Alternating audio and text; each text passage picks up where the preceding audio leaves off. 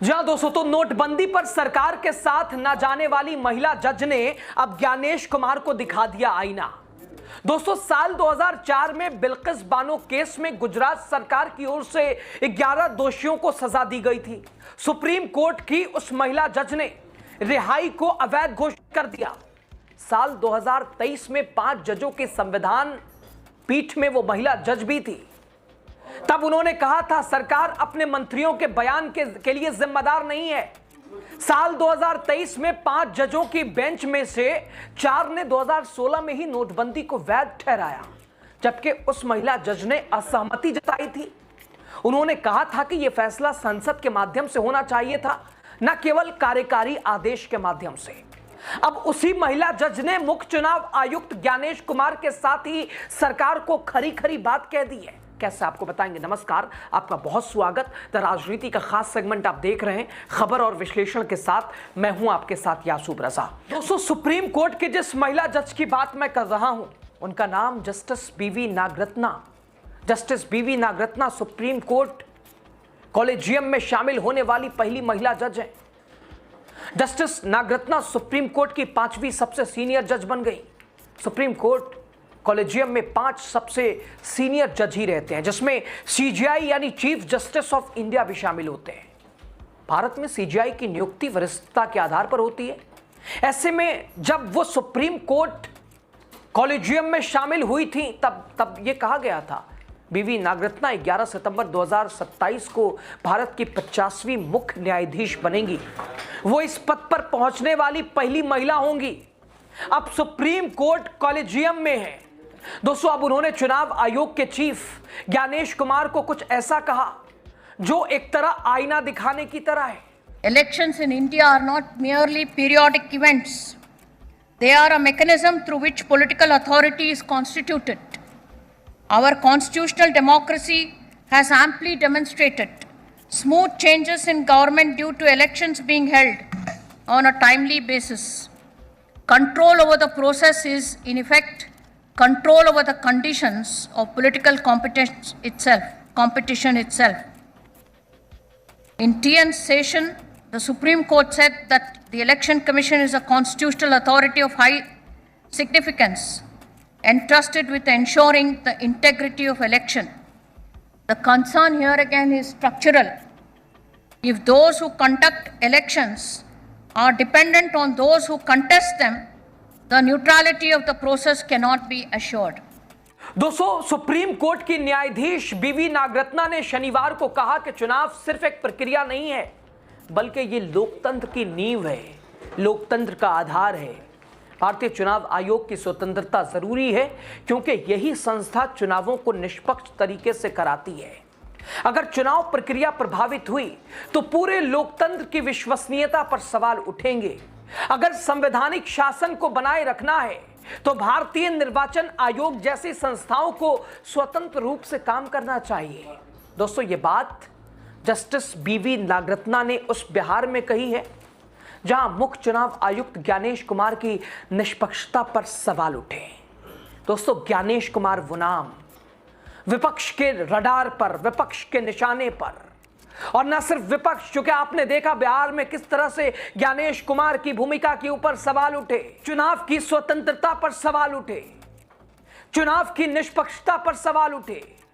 स्वतंत्र जांच एजेंसी विशेष ज्ञानेश कुमार के अधीन आने वाली चुनाव आयोग के ऊपर 1-2 नहीं न जाने कितने। बिहार के बाहर निकलिए, पश्चिम बंगाल में तो ममता बनर्जी ने जो तेवर दिखाया और बता दिया कि एक चुनी हुई मुख्यमंत्री की पावर, उसका रुतबा क्या है, ज्ञानेश कुमार को सुप्रीम कोर्ट तक खड़ा कर दिया ममता बनर्जी ने।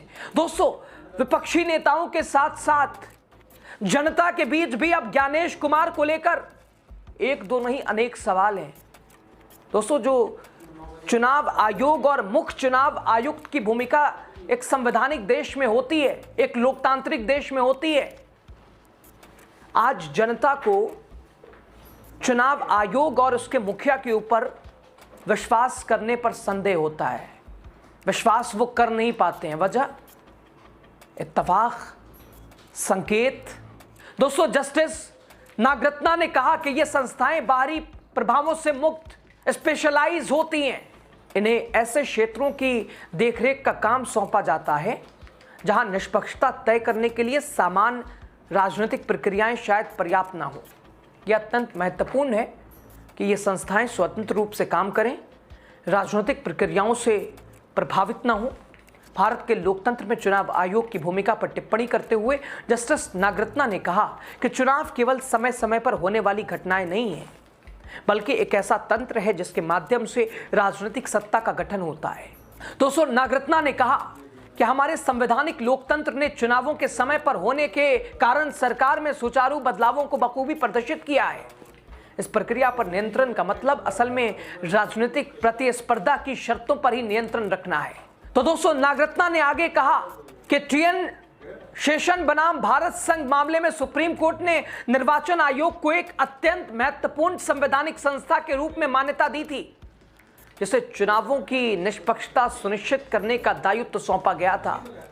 यहां भी चिंता का मुख्य विषय संरचनात्मक ही था। दोस्तों, अगर चुनाव कराने वाले लोग उन लोगों पर निर्भर हो जाएं जो चुनाव लड़ रहे हैं, तो इस प्रक्रिया की निष्पक्षता सुनिश्चित नहीं की जा सकती है। इसमें कोई दो राय नहीं है। और ज्ञानेश कुमार अब तो नेता बनने लगे। आप बहुत सारी उनकी अपने वीडियोस देखिए, एयरपोर्ट पे जाते हैं, कहीं किसी राज्य में जाते हैं, ऐसे हाथ हिलाने लगते हैं, ऐसा लगता है कि कोई बहुत बड़ा नेता आ रहा है। अपने आप को नेता बना ही दिया उन्होंने। और आप तो इनको जानते ही हैं कि वो मौजूदा होम मिनिस्टर साहब के कितने खास रहे हैं और कौन सा विभाग और उसमें कौन सी जिम्मेदारी निभाते रहे हैं। और फिलहाल मुख्य चुनाव आयुक्त की भूमिका जो निभा रहे हैं ज्ञानेश कुमार, विपक्ष को छोड़िए, जनता के अंदर असमंजस है, विश्वसनीयता की कमी है। चुनाव में एक तरह से पूरी तरह से आजादी और चुनाव की निष्पक्षता पर सवाल है। दोस्तों, जस्टिस बीवी नागरत्ना आगे इस बात पर जोर उन्होंने दिया कि केंद्र राज्य संबंध संवैधानिक शासन पर आधारित होना चाहिए और यह इस बात पर निर्भर नहीं कर सकता कि सत्ता में कौन सी राजनीतिक पार्टी है। उन्होंने इस बात पर भी जोर दिया कि किसी राज्य के नागरिकों को और किसी राज्य के नागरिकों के साथ विकास या शासन के मामलों में भेदभाव नहीं किया जा सकता है। जस्टिस नागरत्ना ने कहा केंद्र को राज्य को अधीनस्थ नहीं बल्कि समान सहयोगी के रूप में देखना चाहिए। उन्होंने कहा राज्य सरकारें केंद्र सरकार के अधीनस्थ नहीं है, सिवाय उन मामलों में जो संविधान में निर्धारित है। इसलिए उन्हें वो सम्मान और व्यवहार मिलना चाहिए जो उनका हक है, अधिकार है, भले ही सत्ता में कोई भी राजनीतिक पार्टी हो। केंद्र राज्य संबंधों के मामलों में पार्टियों के बीच के अलग मतभेदों या अलग अलग राजनीतिक विचारधाराओं को एक तरफ रख देना चाहिए, क्योंकि यह संवैधानिक शासन के दायरे में आता है। यह इस बात पर निर्भर नहीं करता कि केंद्र में कौन सी पार्टी शासन कर रही है और राज्य स्तर पर कौन सी पार्टी। नागरिकों को दोनों सरकारों द्वारा शुरू की गई कल्याणकारी योजनाओं और उपायों का लाभ मिलना चाहिए। उन्होंने टिप्पणी की किसी राज्य के नागरिकों के साथ विकास या शासन के मामलों में भेदभाव नहीं किया जा सकता है। जब किसी राज्य के नागरिकों के लिए विकास कार्यक्रमों की बात आती है तो राज्यों के मामले में चुनिंदा रवैया नहीं अपनाया जा सकता। इसलिए एक उचित दृष्टिकोण के रूप में समानता को अपनाया जाना चाहिए। इस संदर्भ में उन्होंने टिप्पणी की कि केंद्र के राज्यों के बीच या केंद्र और राज्यों के बीच बढ़ते टकराव देश के लिए अच्छे संकेत नहीं है। इससे शासन के संवैधानिक स्वरूप को चोट पहुंचती है, जिससे हमेशा बचना चाहिए, क्योंकि देश की ताकत संवैधानिक नींव और सिद्धांतों पर ही टिकी है। उन्होंने कहा इतिहास का एक स्पष्ट सबक यह है कि संवैधानिक व्यवस्था का पालन उसकी संरचना को कमजोर करने से होता है और अधिकारों का उल्लंघन तो उसके बाद की बात है।